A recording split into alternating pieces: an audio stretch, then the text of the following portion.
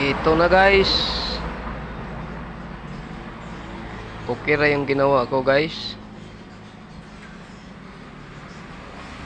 Pendant.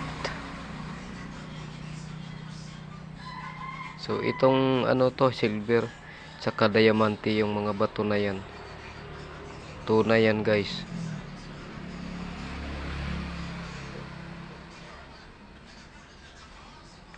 Maano kaya to guys? Mabili kaya to?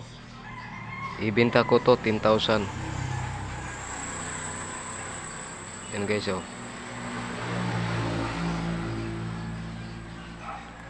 Medyo malaki-laki yung isa.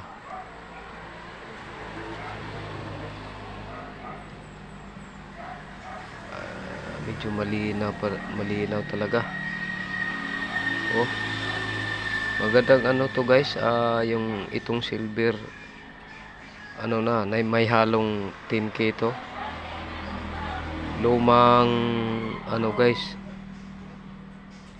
lumang kutsara.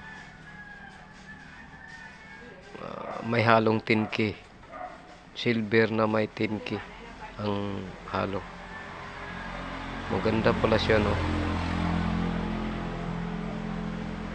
Parang ano,